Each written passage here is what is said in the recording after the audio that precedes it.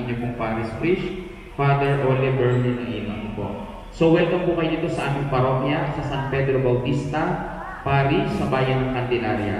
So papakilala ko lang po yung aming bayan at ang aming parokya na isang mabilis. Ang aming pong bayan ay binubuo ng 25 barangay. Pero ngayon po, yung nasasakupan na lang po na pinaglilingkuran ng aming parokya ay 16 na lang. Kasi yung iba pong barangay ay parang nagkaanak na po ng parish, 2 parish. Sa 16 na barangay, meron po kaming 54 chapel na pinaglilingkuran at 96 na MSK. So ganun po kalaki. So ang aming pong patron, bali 2 at 2 din po yung pinagdiriwang naming piyesta tuwing araw ng February.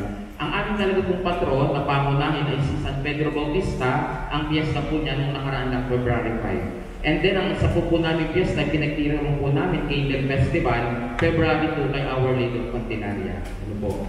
So yun po, mapalad po kayo kasi kung maghapong ito natutuwa ako kasi yung 6 na nag-pilgrimage kanina ay halos lahat ay taga Cavite. May nauna po sa inyo, kakaalis na, 11 bus po sila, taga parokya na, ano ba yun, yung,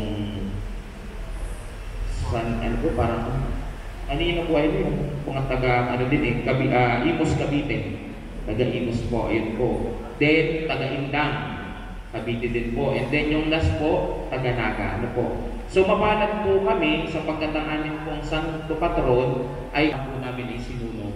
Kaya wala na po yung sinaunang simbahan. Bali ang nananatili na lang po dito sa aming simbahan ay 10% na lang. Yung mga pundasyon na lang ng haligi and then yung mismo unahan ng simbahan. And at the rest po ay wala na. So ito po ay nirenovate na. Yun po.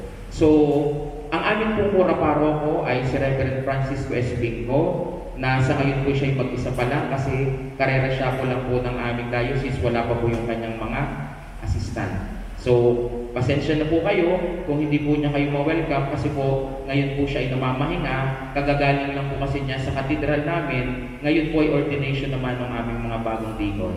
So, bilang ako po yung personal assistant niya in 16 years, sabi niya to, ikaw na lang mag-welcome sa kanila. Ano po?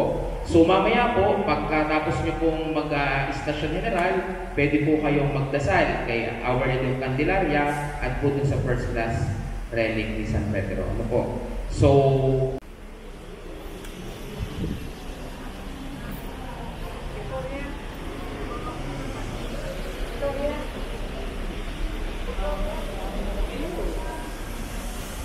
Hinahabol daw kasi yung oras. muli maraming salamat po sa pagkalaw sa aming parokya. Ingat po kayo sa paglalakbay ng